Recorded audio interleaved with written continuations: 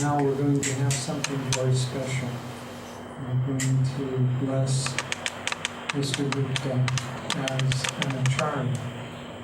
Let me just give a very brief explanation. When we first come to the spiritual path, naturally, and this is just part of the progress, naturally we want to receive. We want to receive teachings, we want to receive friendship, love, support, because it's as if we have a cup that isn't full yet.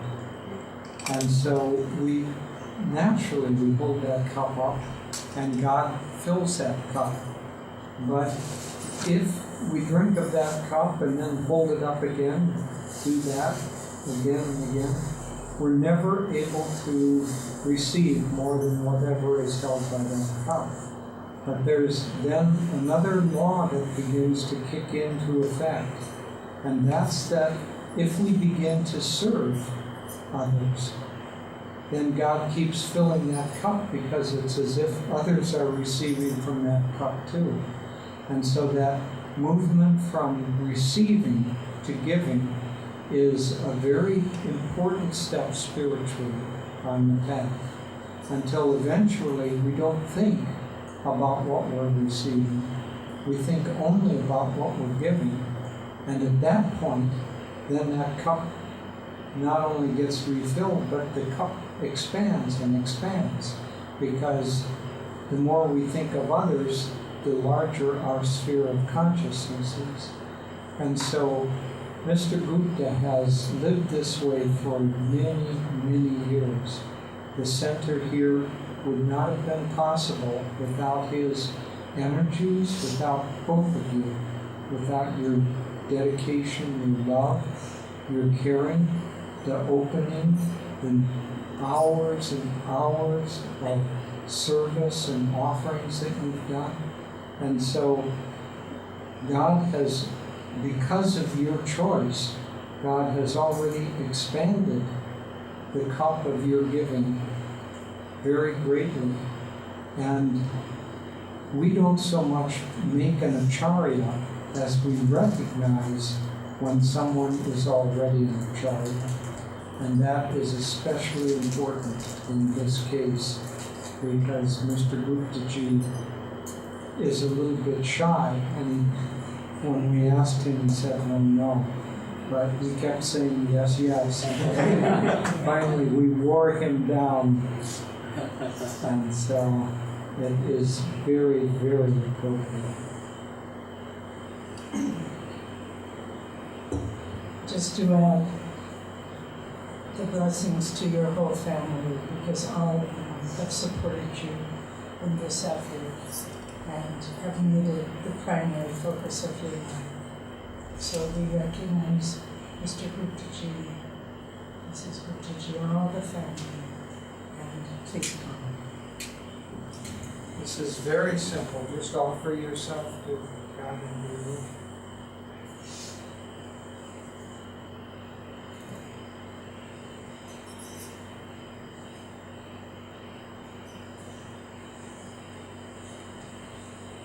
Come to Devi and me, and we will bless you.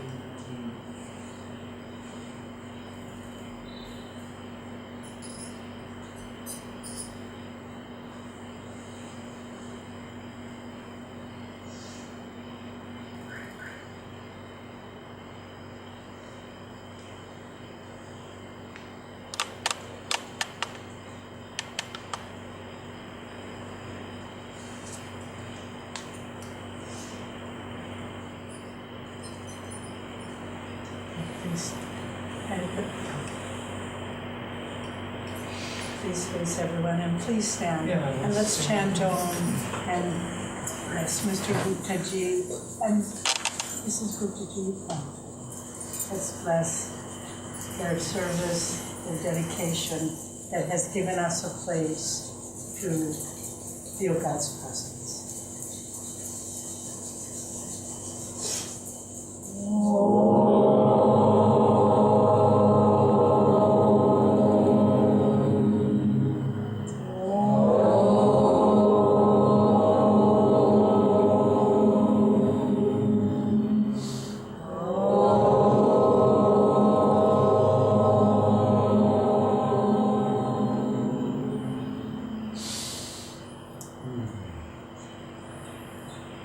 May the blessings of God and Guruji be with you. Sure.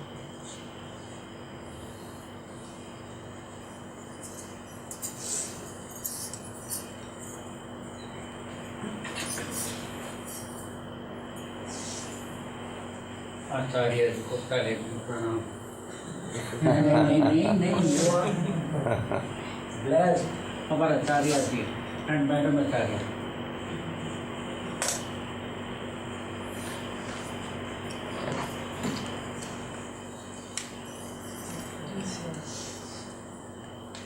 Now you have to do the work. You have to ask Yes, those you have to ask questions.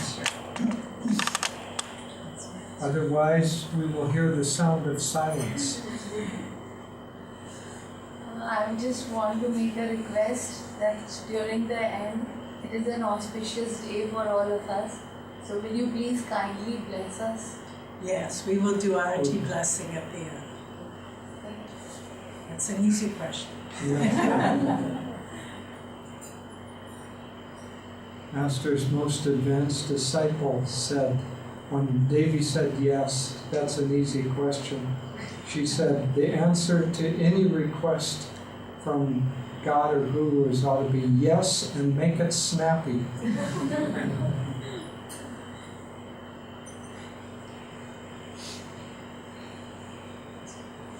Your presence has answered all our questions. Well, then I'm going to tell you a joke. This is just to warm you up. This doesn't mean that all your questions are answered. It's just to get some energy flowing. So this is about a beagle here in India, and it wanders off from its home, and it goes out and it gets into the jungle, and then all of a sudden it sees a tiger coming out of the jungly bushes and stalking it. This is a very intelligent beagle, though. It realizes its little legs are too short and it can't run away, but it sees a big pile of bones, and so it runs to that pile of bones and sits down with its back to the tiger and begins gnawing on a bone. And so the tiger is coming, and when the tiger finally gets close enough, the beagle says, gnawing on a bone, I think this is one of the best tigers I've eaten lately. And so the tiger, hearing this, runs back off in the bushes. But there's a monkey watching this, and the monkey thinks, oh, now is my chance to get into the good graces of the tiger. So he runs off and tells the tiger what happened. And after some time, the beagle looks and he sees not only a hungry, but now an angry tiger along with the monkey coming back. And he realizes, oh, now I'm really in trouble. But being very clever, he runs again to the pile of bones and starts gnawing on a bone. And we will finish this story next year when we come back.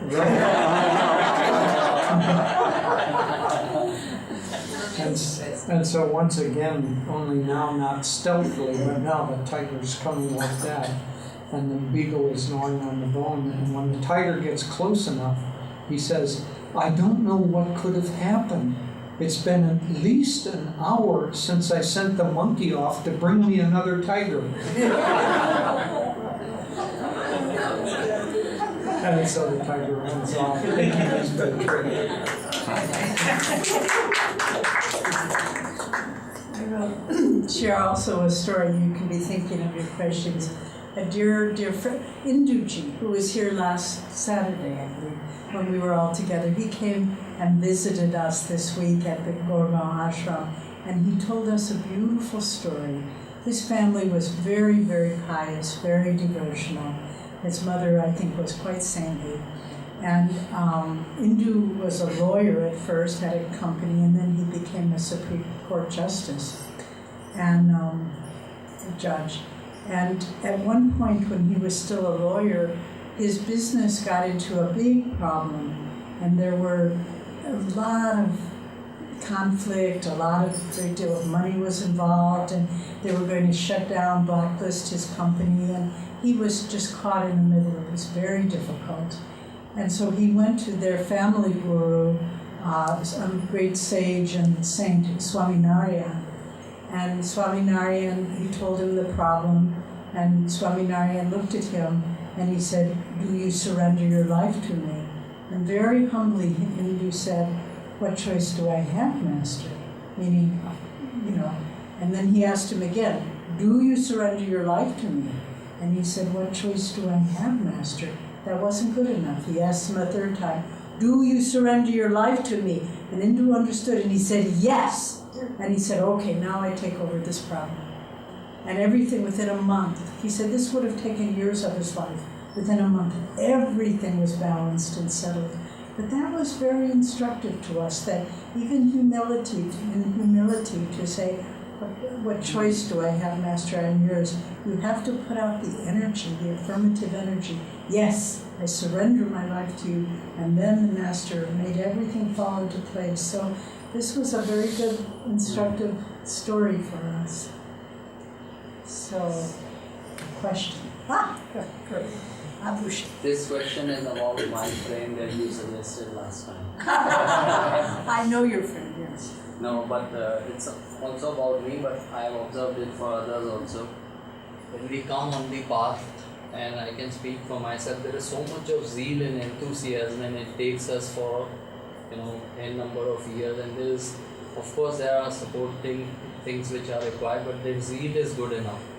Over a period of time, say 3 years, 5 years or 7 years, it goes down a little bit. So what do you think are the other factors or the drivers which help people who have been on the path, say for 5 years, 7 years, 3 years or something like that? Very good question. Yeah, very good question. So I'll repeat it. When you first come on the spiritual path, there's a kind of enthusiasm that seems to carry you, but after some period of time, that initial enthusiasm begins to wane a little bit. And so what do we do then? Master used a very interesting image. He said that when we first come on the path in any lifetimes, he said the soldiers of our past spiritual effort come into the forefront of the battle, and they help us fight that battle. But then after that first battle is fought, then they retire and they go back, and we have to, through our own will, fight succeeding battles. And so there comes a point at which the spiritual path, in one way you could say the spiritual path is a series of questions that happen one after another, after another, after another. A question such as, will you meditate today? Or do you want to meditate today? Better question to ask is, will you meditate today? Because sometimes we can't control our emotions or moods, but we can usually control our behavior. And so if by our own discipline we begin to answer that question, yes, today I will meditate, or yes, today I will meditate morning and evening, or whatever. See, there's always an edge at which we're fighting a battle. So, and that edge is like conquering territory, only the territory is not outside of it, it's conquering. Master used this analogy that our mind, our thoughts are like our mental citizens. And so the battle is to conquer and get our mental citizens to be supporters of our campaign to become free, to achieve moksha. But there are, through karma, through resistance, through samskars, as we were talking this morning, there's always some turbulence going on, and so we have to fight those battles. So the spiritual path is a long series of questions. Will you do this for me? Or, as Devi Ji was saying with Swami Narayan, do you surrender to me? So Master is asking, when we get up in the morning, do you surrender to me? Will you meditate? And if we answer yes, then he's able to add his blessings and His grace. And if we answer no, it's not as if He gets angry or upset with us. It's just that we aren't open for Him now to add His blessings, because we've closed. This analogy, actually, I met with Anandamoyi Ma, and she used this analogy. She said, we were asking her, well, I'll tell you the whole story because it's a fun story. This was in 1974, and I came first time to India with Swamiji, and there were Swamiji and two other ladies from Ananda who were here, and we went to Hardwar during the Kumbh Mela, and during that time I visited Anandamoyi Ma 3 different times. And this was when we were in a small group, just the 4 of us, having a question and answer period with Mom. And on that trip, we had brought many malas and pictures and holy things from Ananda that people wanted to have blessed by the saints. So we asked Mom to bless this pile of stuff. And she first said no, but she said, don't you realize that God's blessings are always pouring down? She said it's like the sunlight that's always coming, and if you close the shutters to the window, that sunlight can't come in. But if you open the shutters, it floods in. So she said, grace is always pouring down. Why ask this body to bless these things? And then we said, yes, Mom, we understand, but will you also bless them? And she laughed, and of course, went ahead and blessed them. But it was, so coming back, so when we fight these battles, Guru's grace, God's grace is always coming to us. But when we say, no, I don't want to meditate, we close those shutters. And the sun doesn't get angry at the building or at a person because they've closed the shutters. The sun just continues. God just continues to pour His love and blessings, but it's we who close the shutters to that. And so we have to pass the time of our first enthusiasm where our past habits have come to the fore. And one could say that all of the mental citizens who are already part of our kingdom of God are there and supporting us. But then we have to fight other battles against, and it's not outward, it's our own mental citizens. So we have to fight those battles against our own tendencies, our own habits, our own samskars. And God can't fight those battles for us. We can ask for His aid, but all He will do is drive our chariot. He won't fight our battles for us. We have to do that ourselves. But He will drive our chariot, and so then we can proceed with whatever territory we have to conquer. But this is the whole analogy of the Mahabharata and the Gita. But no, so first there's an enthusiasm for battle, but on the 16th day of the battle, when you're bloody and sore and wounded, and you've seen all of your family and friends being decimated, you still have to get up and go out there and fight. Also, and then we have some friends who have joined us late. Please come in. You can sit on the floor, or there's some chairs in the back, but you don't have to sit up there. Very good. Very good. So, yeah, there's some chairs in the back. You know, this question of how do you keep your spiritual enthusiasm strong, it's really an essential question, a core question. Because we all can receive teachings, wonderful teachings, but then how do we continue to the end? That's the question. And Swamiji has said a couple of things that I think are helpful. One, he said, on the spiritual path, there is no marching in place. You're either moving forward or you're moving backward. So if you're marching in place, you take that you're moving backward. So this really, we have to introspect, and we have to say, have my meditations become mechanical, lackluster, without inspiration? And if they have, then you have to ask God and Guru and Acharyas, what do I do about this now?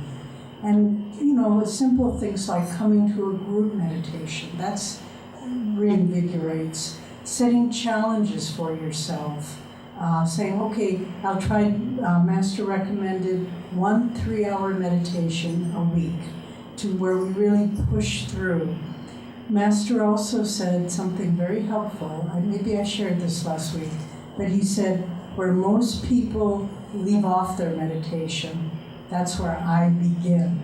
And that's been very helpful to me, because when I'm meditating and I start to feel the energy lag and I think, well, the time is enough now, I can get up. I think, no, this is where Master begins. And so I push through that lassitude.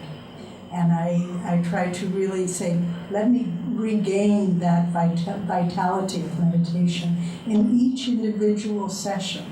So try in each individual period of meditation to feel an inspiration, to feel a vibrancy. And if you're not feeling that, then to concentrate more, chant, do whatever you can. But we have to be dynamic and active to keep that enthusiasm. If we become passive or mechanical or it's just routine, then the energy will go down and we won't feel the inspiration. And then little by little we say, oh, well, maybe I won't meditate so long today. Then the next day, maybe I won't meditate at all today. And then the days go by and the life goes by. And then at the end, you think, what happened? I came and I had so much enthusiasm and inspiration, and now it's gone. Where did it go? And so we need to keep doing whatever we can to keep it active. Sometimes it's helpful to change the time even.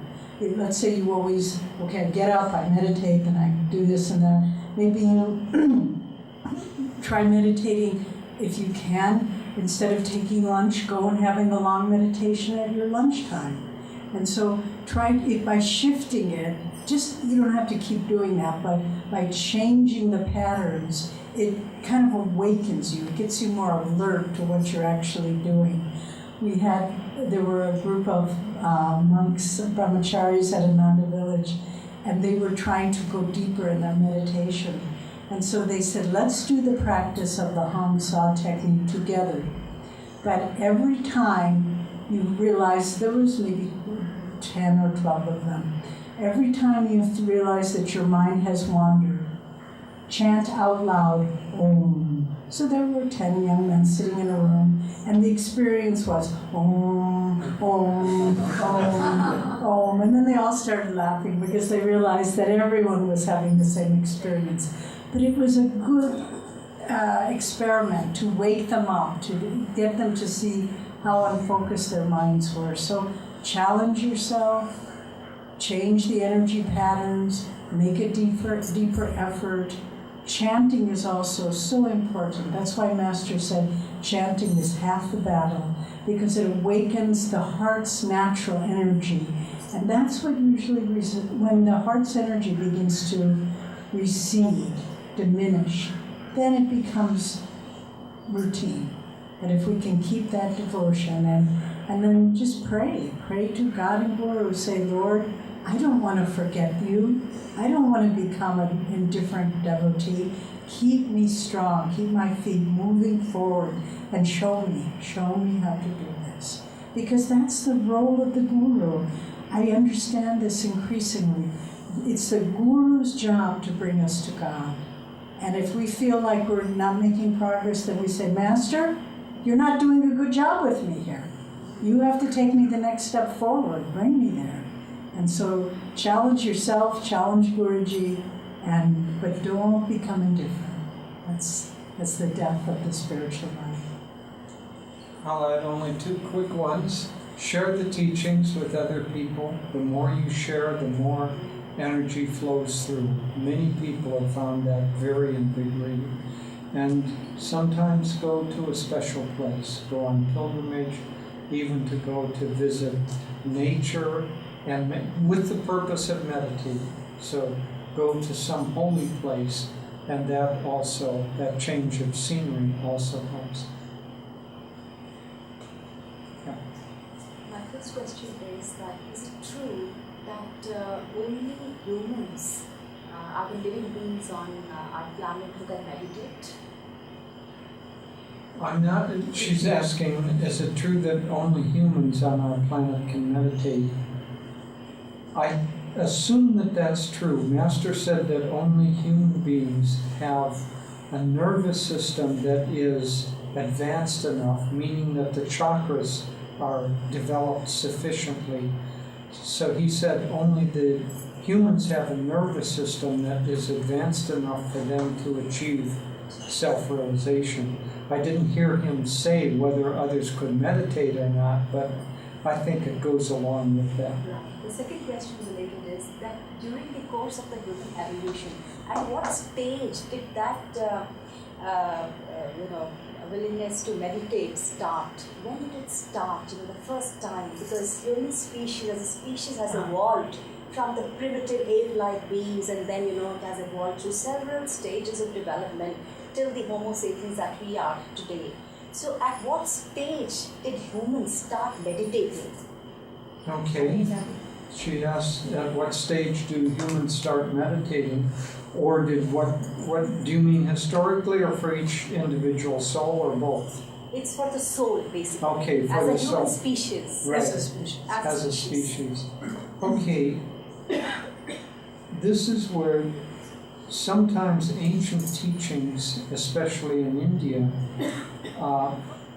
answer certain things, but because of time and distance, those answers have gotten lost. So the caste system is actually meant to talk about not occupational status, but consciousness levels. So the Shudra consciousness is not awakened enough to meditate. And so all a Shudra wants, a true Shudra consciousness, you have to watch out because you don't want to apply that consciousness to individual people. But that consciousness, all it wants is sensory pleasure, basically. It does not want to put out effort. It wants to get as much as it can for as little effort as possible, and it just wants pleasure. And so for that consciousness, Master said that the only way to really motivate that person is, because there's no individual self-motivation, is to put him in the environment of those of higher consciousness. The next is the Vaishya, but the essence of that is that that consciousness now has become active. So the energy has gotten going, but the consciousness is turned to the self. So what can I get? Doesn't matter if I cheat, doesn't matter if I hurt others, but what can I get? Because I'm the only one that's important. Still at that level, you're not going to find meditation.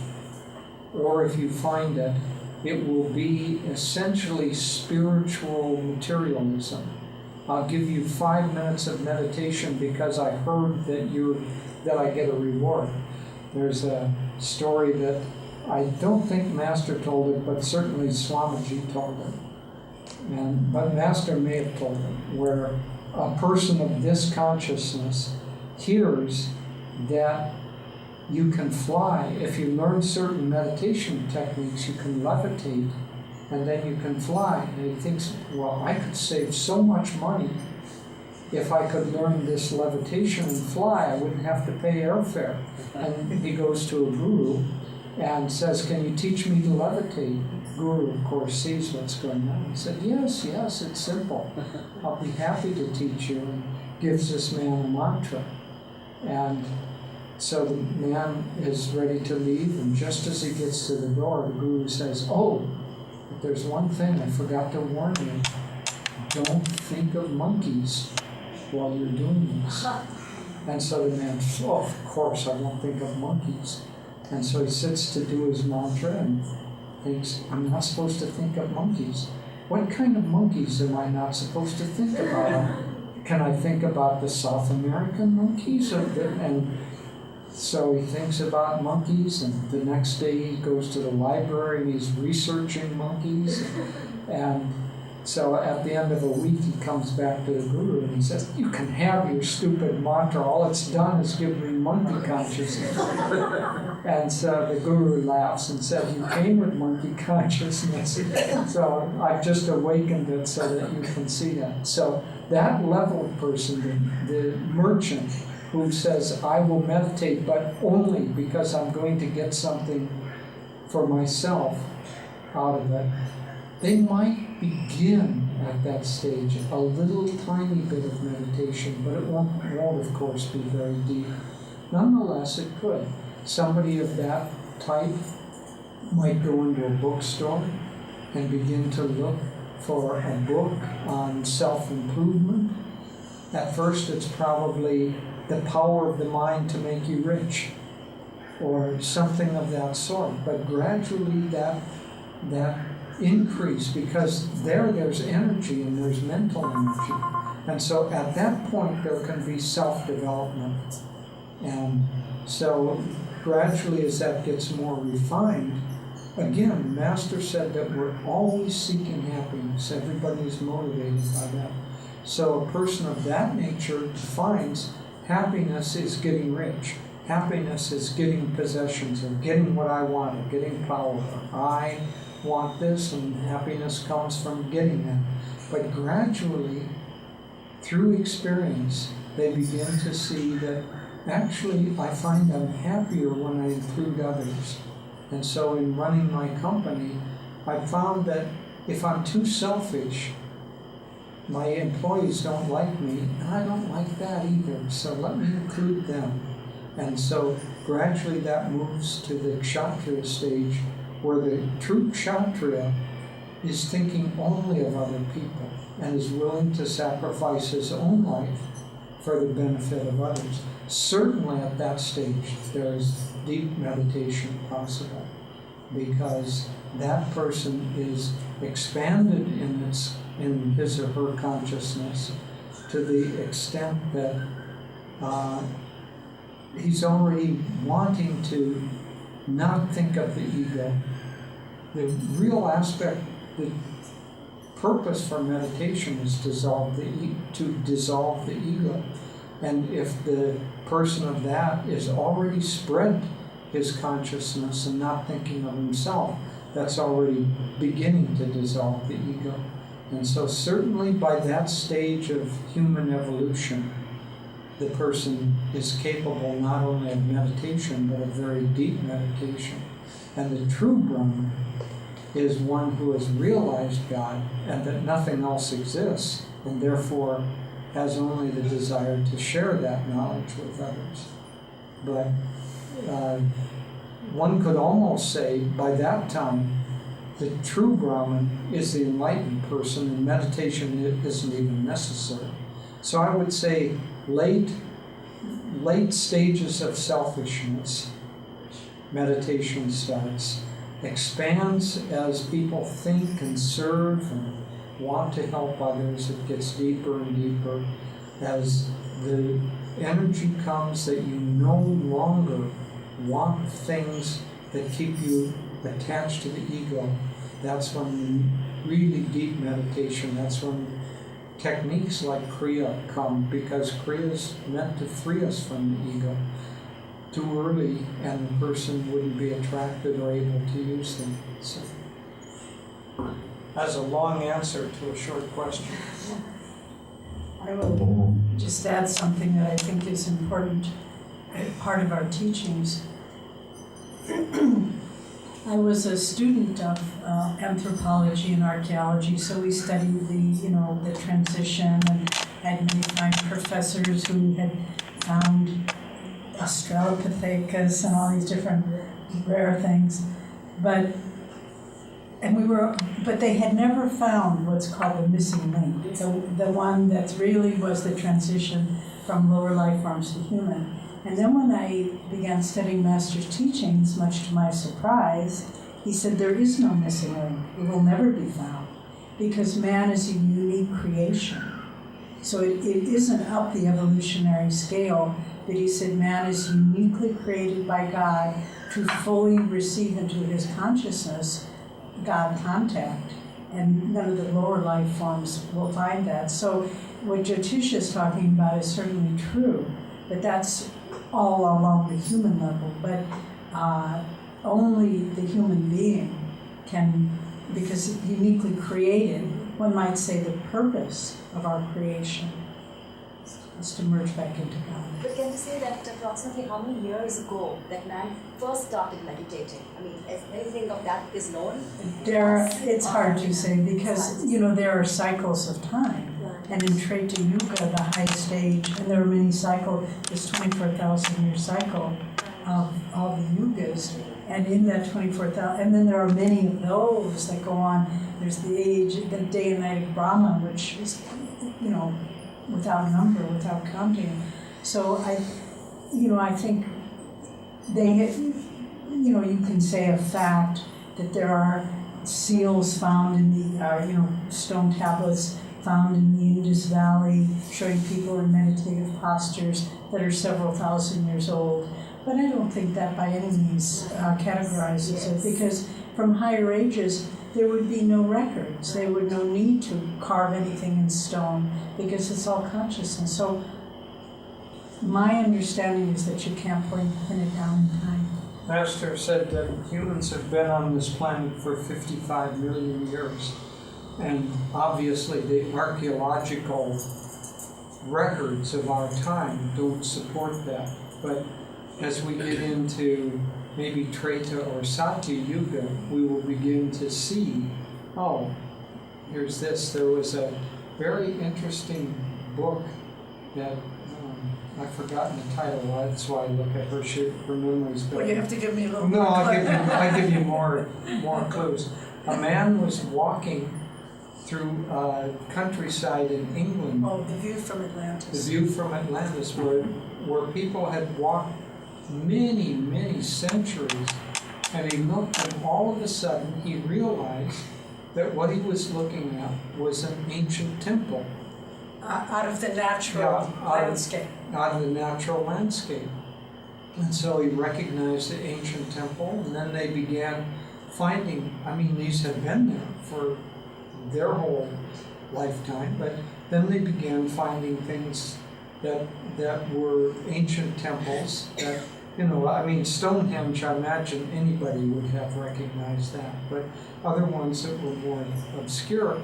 And then when they plotted them on a graph, they saw that they actually were along certain lines of energy flow.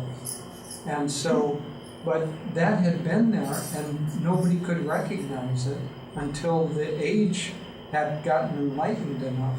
So right now we can recognize that man has been here for 2 or 3 million years, but all the anthropologists are looking at is physical evidence. Yes. And so they can't recognize things that are undoubtedly there, but that don't appear to be what they're familiar with. So Master said 55 million years, and if we think that the Earth still goes through these yugas, even back in 55 million years, so in the higher yugas, everyone's a meditator. So the answer to your question, as far as I can see, is 55 million years ago. But you also to say, archaeologists are always finding like Mohenjo-Daro up in the north. That they keep pushing back recorded history. This must be at least 5,000, 10,000, 25,000. So they're starting to realize an incredible place in Turkey. Can't remember the name. It's a strange name. But anyway, just where Teki, Gobi Tech, something like that. We were in February of this year we went down to Mexico to visit. We have Ananda centers for different locations in Mexico, and we went to see them and do Kriya with the devotees and so forth. And they took us to an ancient city it's just outside of Mexico City in the north. Mexico City is in the north of the country. And it's huge. It's a city of pyramids. They don't know when it was built. They don't know who built it. They don't even know the name of what it was. It's known today as the Indian Mexican dialect, Teotihuacan, and that means the abode of the gods. But they don't know who made it, or the place where men became gods. And we went there, and there were these. It was an extraordinary experience because, we've been to many sacred places, and you can feel divine energy.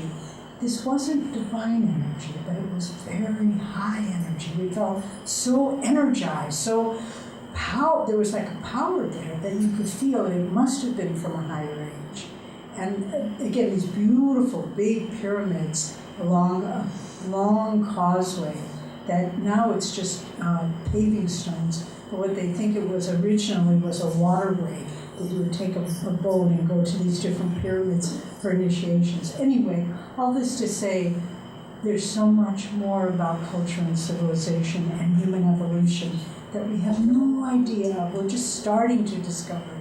And I think with infrared, photography from the satellites and so forth, we just read they discovered a huge new city in the Amazon rainforest. So I think this whole field is just going to boggle our minds within the not very distant future. Last question for you, there are others in the room also. Sorry. It's very mind-boggling that humans were uniquely created, as you said. And the masters, as you said, that concept that there is no missing link. Right. And, the course of evolution is such that it takes millions and billions of years for one organism to take the form another organism which looks completely different from its predecessor. But in the case of human beings, do you think when there was no missing link, as the master said, and the human beings were uniquely created so that they were receptive to God consciousness, do you think that there was an ancient, alien being that came on earth probably? And because there is a lot of talk about that, and we hear about it also. In fact, my son was the one who initiated me to this. I was not aware of that. Just a few days back, he was on the net and he told me that, look, mommy, there are some, ancient reptiles and things like that. They're very intelligent beings.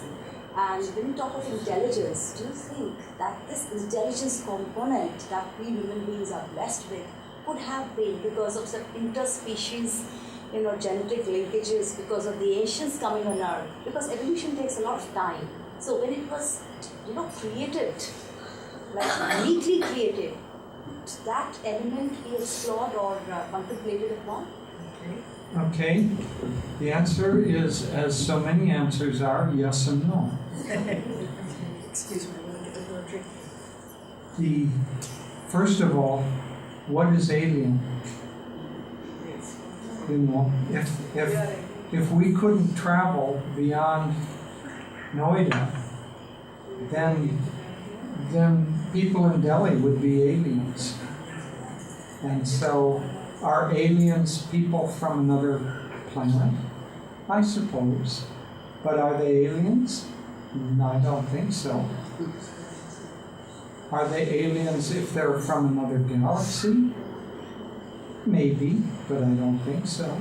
Because all consciousness comes from one. And so how do you get an alien to be an alien out of a single consciousness? And so, next question, does life exist on other planets? Yes. Master said that life is everywhere, everywhere. He said life exists even in the center of stars. Life and consciousness. And so consciousness is everywhere. So then the next question, so life exists everywhere. There's nothing that is truly alien. So in some past time, did some race from another planet or galaxy visit here and somehow speed up human evolution? Maybe, but why does God need to use somebody from another planet or galaxy when it's all His own consciousness? And so, yes, people from other galaxies have visited here, and we from Earth have visited other galaxies. Not in this age, where we think that the only way we can travel is by rocket fuel. But in the next age, when we can travel mentally, and the next age after that, Satya Yuga, when we can travel spiritually, but we don't need to travel because everything is all one. And why do we need to travel to some other galaxy? Or there's no need to. And that cycle goes on every 24,000 years. And so, do other aliens come? Do we go somewhere else? Of course we do. But we can't get locked into this kind of separative thinking that says, oh yes, 5 million years ago, some spaceship landed here and started the process of human DNA. Why would God need to dream in that way? It's all God's dreaming. And so it's all consciousness. And we think that it's outward. And therefore, thinking that it's outward, we have to say, well, that's somebody outside of us. And since we can't find anybody on Earth that could have done that, then it has to be an alien from another planet to do that. But it's all a dream. And so, yes and no.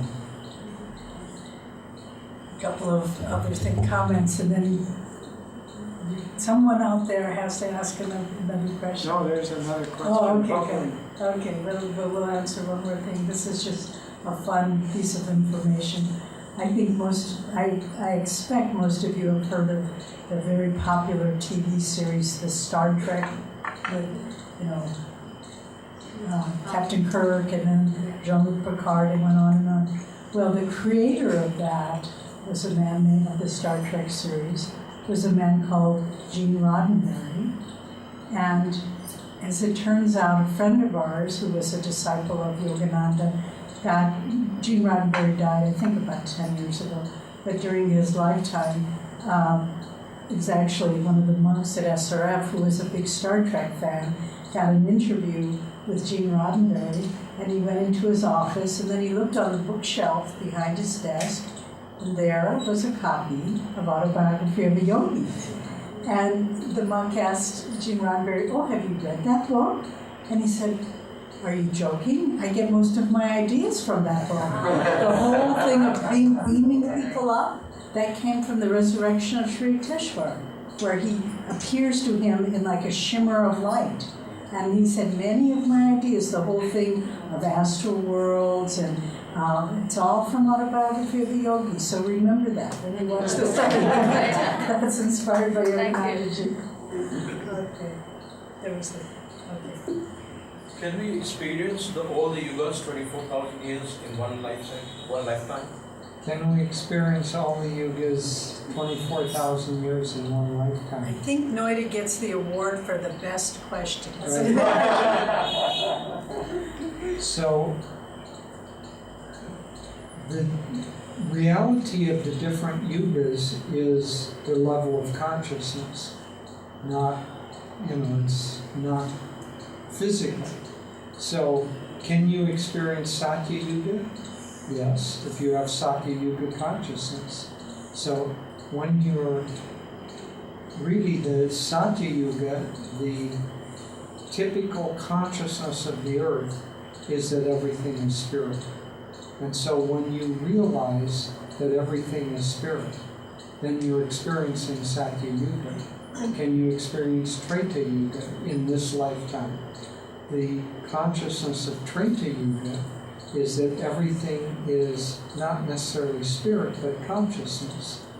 And when you realize that the chair you're sitting on doesn't exist, you don't exist as a person, the walls don't really exist, but they're only consciousness that's frozen into a form, then you visit Treta Yuga. When you think in terms of energy and you realize that energy and matter are the same thing, and that you can take matter and create energy out of it, you can create a nuclear power plant or an atomic bomb. And science is now on the edge of reversing that to take energy and create matter out of it, rather than matter and create energy. Then when you can manipulate energy, then you're in Dwapara Yuga. So right now, the human race on this planet at this time is in the beginning stages of Dwapara Yuga. But if you yourself could manipulate energy as the masters can, materialize a body or materialize a wall or walk across water or whatever they want to do, then you're in Dwapara Yuga. And if your consciousness is such that no matter, even though you live in present day world, that everything is just matter and heavy and institutional and fixed, then you're in Kali Yuga consciousness. And then in Kali Yuga consciousness, then you can go and have religious wars with your neighbors who are also in Kali Yuga consciousness. And so, yes, it's really according to level of consciousness. And if you're able to transcend the limitation of mass consciousness, then you can experience any of these yugas in your lifetime. And I would say honestly that Ananda is, as an organization, is more of a Satya Yuga organization than it is a Dwapara Yuga organization. Even though we talk about a Dwapara Yuga, we're trying to just find out how to get free energy or use energy. We're trying to find out how to unite with God, and that's the keynote of Satya Yuga. So, again, yes and no. You can if your consciousness is able to translate, and if you're not overly subject to the mass karma around you. And I'll just add something that Swami said. Once someone asked him, during any particular yuga, is everyone in the world in that state of consciousness? Swami said, oh no. In Satya Yuga, there will be people who are in Kali Yuga consciousness. And in Kali Yuga, there will, because after all, Master tells us he was William the Conqueror, and that was in Kali Yuga. He was an enlightened soul. Sri Yukteswar was his, alive at that time. He was his spiritual counselor. And so there were these two enlightened masters in Kali Yuga. So it's not global. There are variations in human consciousness. And for whatever reason, we incarnated at a specific time. Maybe it's to uplift human consciousness at that time. That's what it says in the Gita, when darkness predominates and God diminishes, then I incarnate again and again to restore dharma and virtue. So there's variety in that. But I'll just also give you another warning that if you want to wait around until the earth gets into Satya Yuga so that everyone is enlightened, and then you'll just reincarnate then, you don't have to put out any effort. You won't incarnate in Satya Yuga unless you have Satya Yuga consciousness. Master said you incarnate on another planet. On another planet that's in whatever level of consciousness. And Swami asked him why, and he said, and this seems an odd answer, Master said, otherwise people would catch on too quickly. And so God is just keeping this dream alive. We're characters in God's dream, and we appear in those dreams that fit our character, and we don't appear in other dreams. So you'll never have, for instance, a super conscious dream with Master in it if that dream is just full of sensuality and violence, because why would he inhabit that? But if you have a high dream, then maybe he'll come into that dream. Okay. So, were you with Master or Swamiji in any previous incarnation? Were we with Master or Swamiji in any previous incarnation? I can't prove it, but yes. We had a reading last year in Bangalore it's a Nadi reading, like Guru, but it comes actually from the line of Sukdev. And in that reading it said that we had been for many previous lifetimes with 3 great spiritual teachers, and named them Babaji, Master, and Swamiji. And the reader didn't know The reader anything had about no it. idea and told us remarkable things about other aspects, our health and family situation and things like that are provable. So I can't prove that for many incarnations, but I believe it. Also, Swamiji felt that I had been his son in other incarnations. And when I first came to Ananda, within the first couple of years, he said, I think that we have been together in past incarnations. And so it's said. Now, Master said that many of the people were with him at the time that he was in the body as William the Conqueror. And Swamiji never asked him at that time. Many others said, who was I? And Master would tell them. So Dayamata was his daughter Matilda, and Sri Yukteswar was his spiritual advisor. And so Master said certain ones, and then Swamiji never thought to ask him. But Swami thinks that Master actually blocked that question from his mind, because remember, when Swami came to Master, he was only 22 years old, and he was age-wise and seniority-wise much newer and not as senior as his spiritual superiors. And if Master had told him, yes, you were my son and you took over England after my death and you continued my mission, it wouldn't have helped Swami at that time to have that knowledge. But since that time, Swami has researched quite a lot, and there's a beautiful book, I don't know if it's available, Two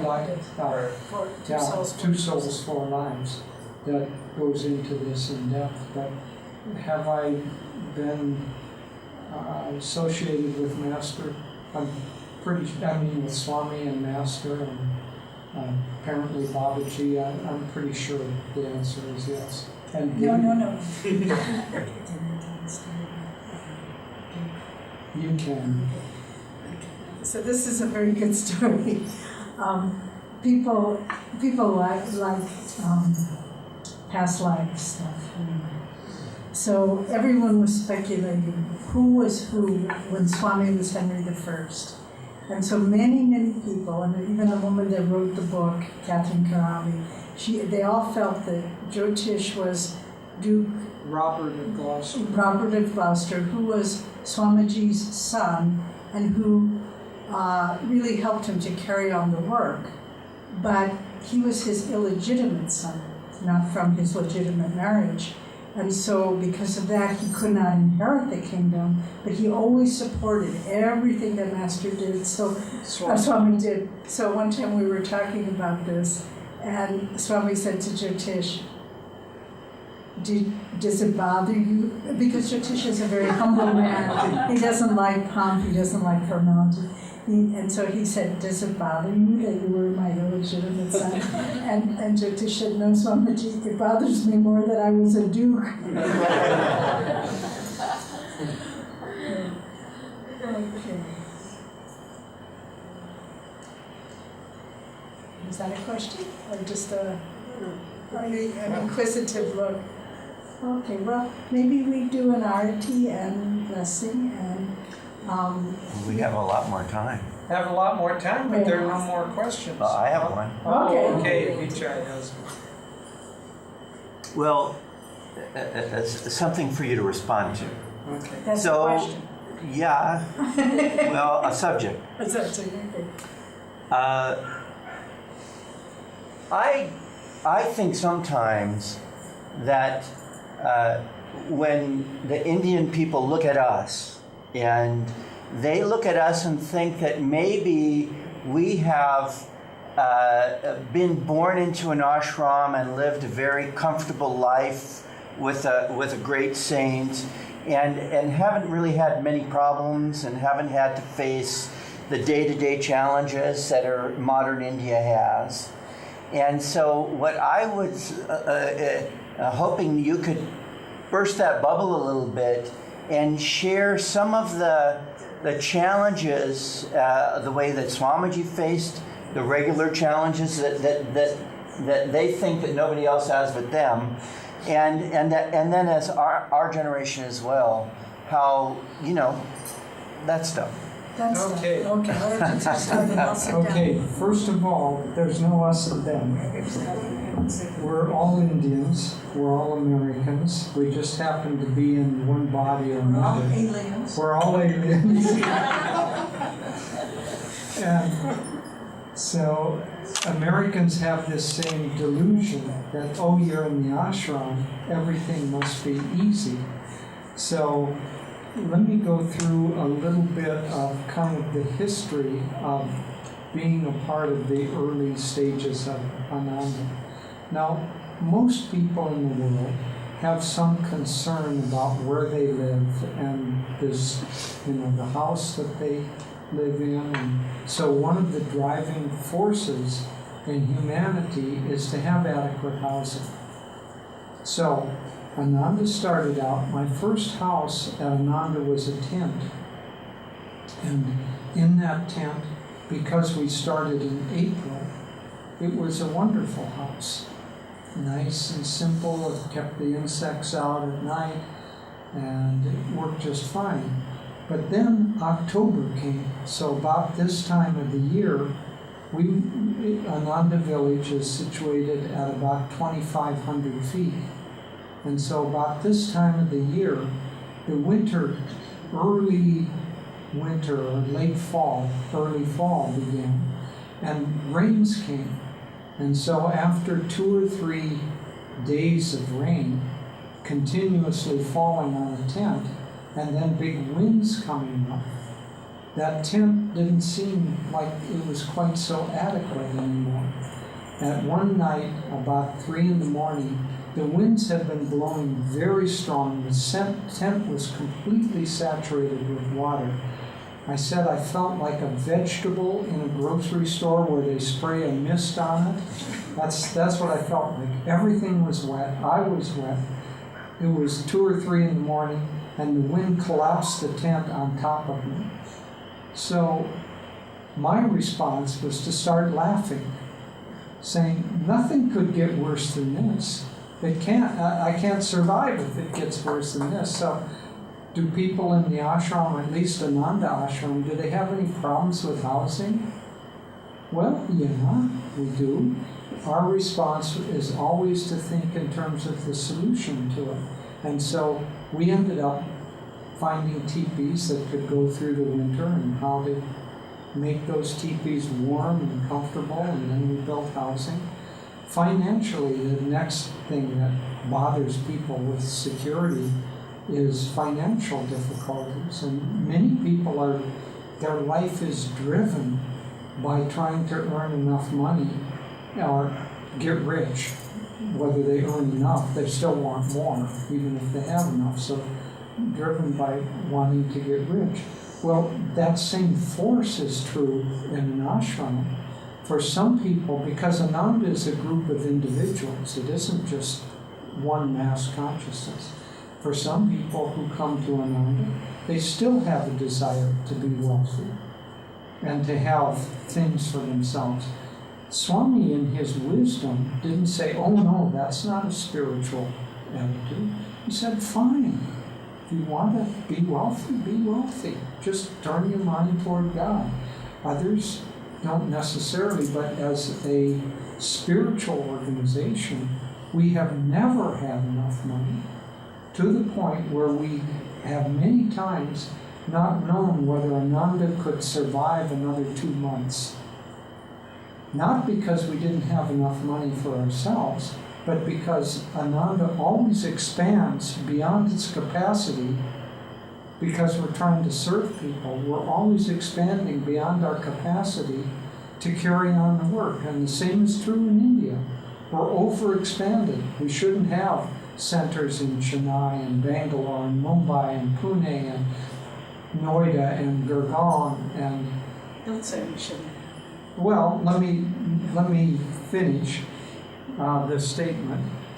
If we were looking at it in a practical sense, because how are we going to pay for all of that? And so everybody in every center feels like, oh, can we take the next step? And then they take the next step, but that sense of taking the next step because you're serving and it's for God is part of our spiritual growth. So the question comes then, living in the ashram, are you free from the questions or the pressures of adequate housing or adequate finances? No. Are you free from many other things that you're not free from?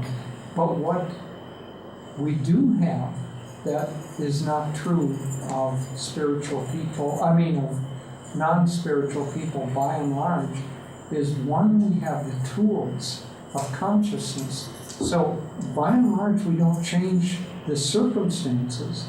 We change the consciousness and therefore the reaction to circumstances.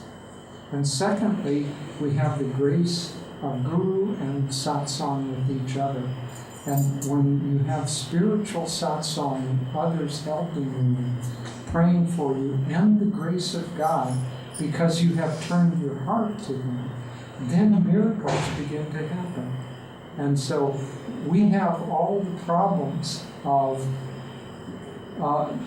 people not in the ashram, but we have wonderful tools and wonderful friendships that help us deal with those problems. And now you get the real answer. Also other issues that we can look at is health and illness, and we've had many dear friends who have been ashram members who have been stricken with terminal illnesses, and you pray for them, you ask for Guru's grace, but it wasn't their karma to survive. But as many of you have probably seen the movie Finding Happiness, where Nayaswamis describes one woman's passing. But one of our dear friends, a woman who was passed away in her mid-40s, she was married to Devarshi, who will be coming over here soon to help with the work here. But she fought cancer for 10 years, from her mid-30s to when she passed in her mid-40s. And she was such a hero. She was a dear friend of ours, and you may have heard the quote of Maria. This is Maria's kind of legacy, one might say. She was doing fairly well, and then she began having, just one day, she began having these terrible headaches. And she turned to her husband and said, "The cancer's gone into my brain." And and the next day she couldn't walk. And he was wheeling her into the hospital to get an MRI. And in fact, it turned out that she had widespread cancer in the brain. And she died about 6 weeks later. But he was wheeling her into the hospital.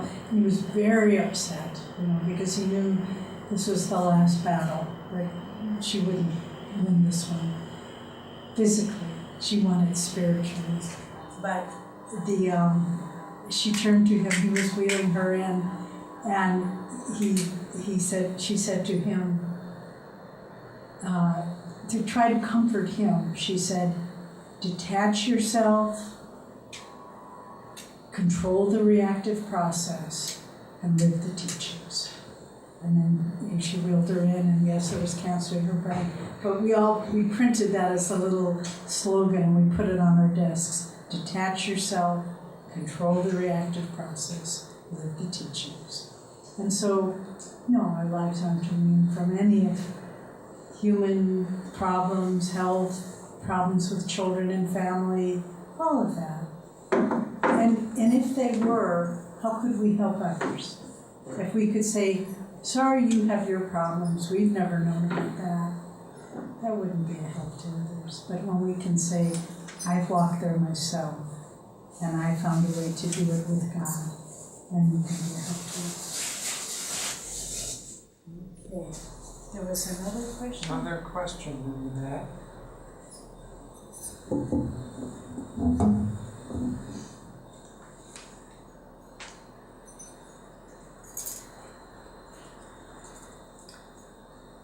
Can you share with us, you had a relationship with Swamiji for so long, you spent a lot of time with him. Can you give us some kind of overview sense of that experience? I mean, you know, I don't know how to say it more than that. Right. So an overview sense of living with a saint like Swamiji. There were different aspects to it.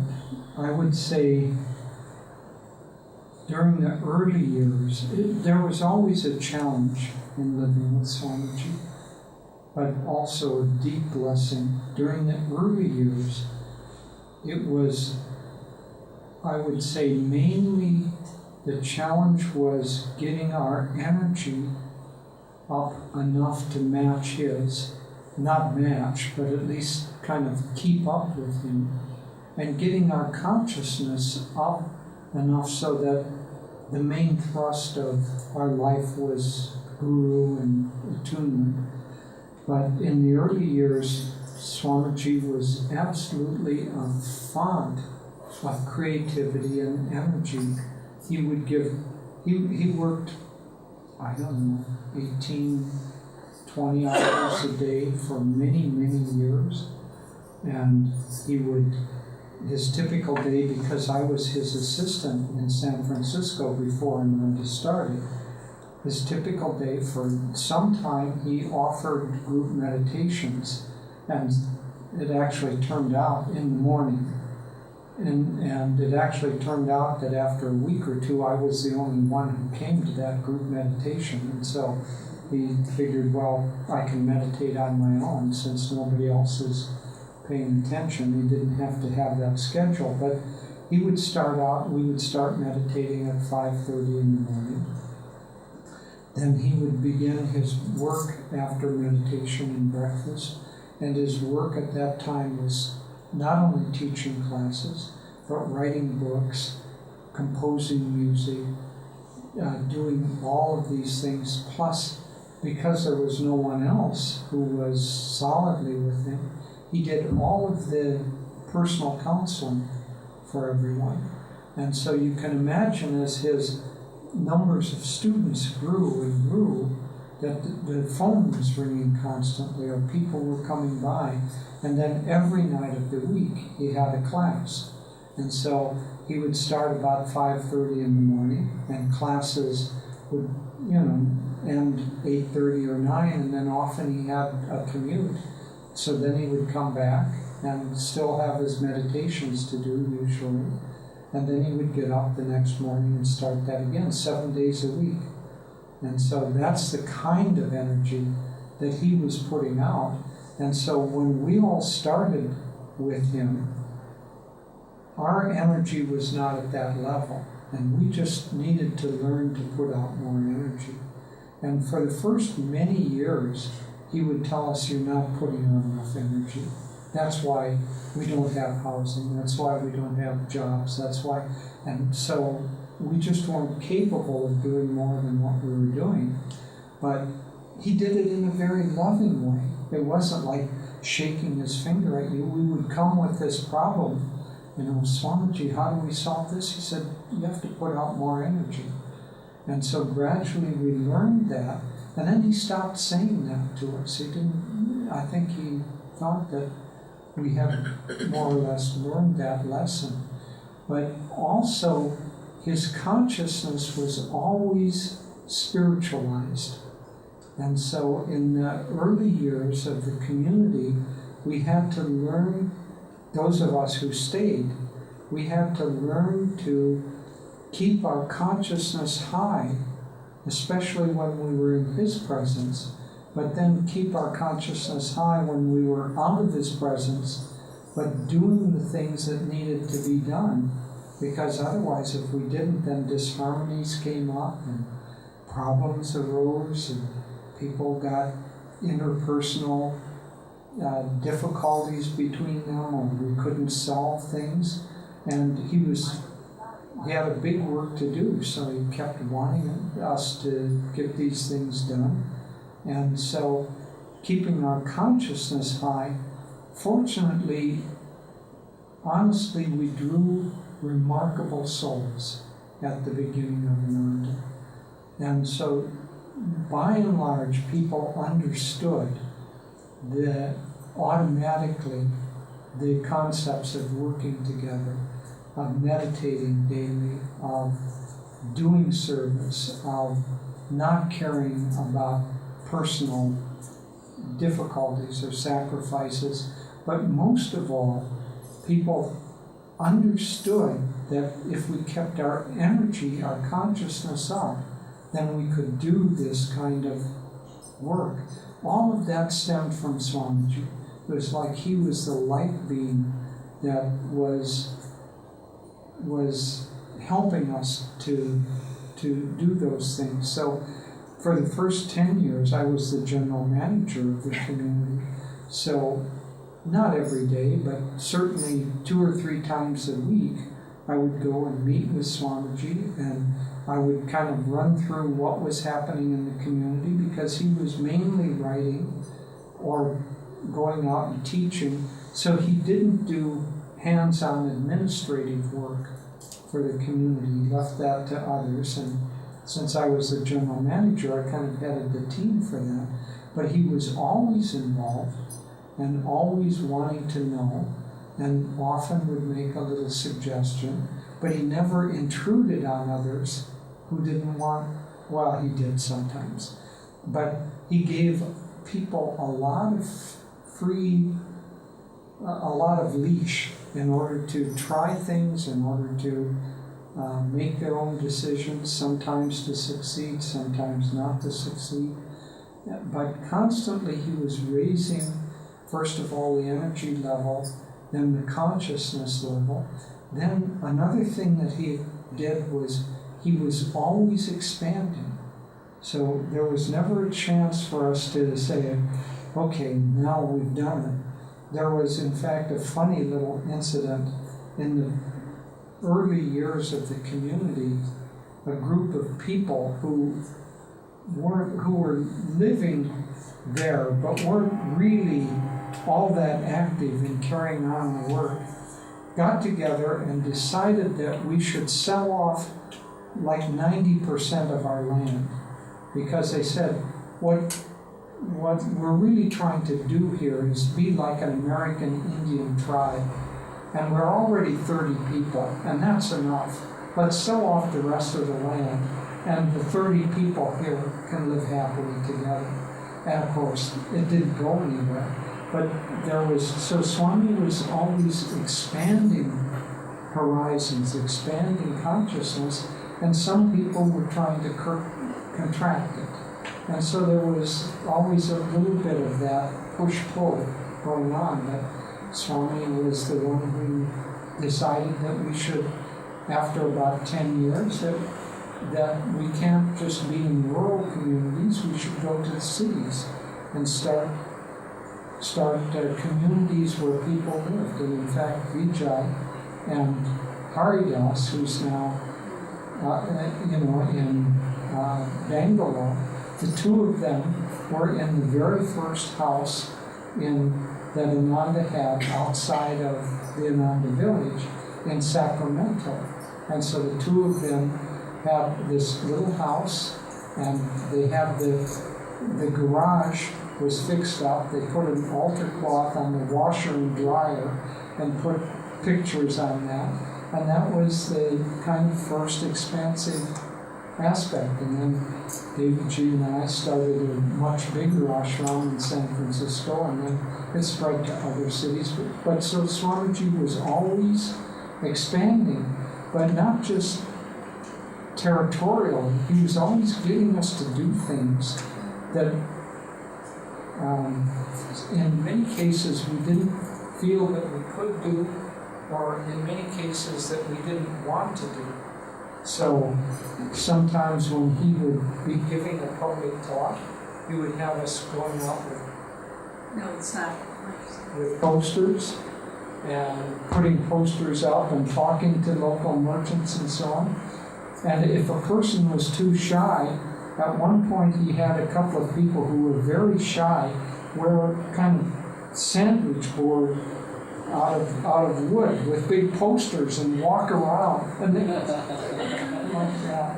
But he was always looking at what the next step, what the individual needed for their own expansion. And just, I can't say what a wonderful, wonderful leader as well as a spiritual guide and helper he was, but always cared. I'll end with this when David G. can talk, because David G. and I were the ones who were helping manage the community. He gave us a lot of advice about that. But one of the things he said is that the job of a leader, and especially a spiritual leader, is to look out for the rights of every individual, not organizational. Look out for the welfare of every individual. And so his consciousness was on the individual, on friendship, on kindness, on love, and he didn't care very much about organizational things. We would try to present, financial reports to him. We couldn't get through a half a page of that. He'd say, I don't care about that stuff. What about this person? How are they doing? What about that person? And so it was beautiful.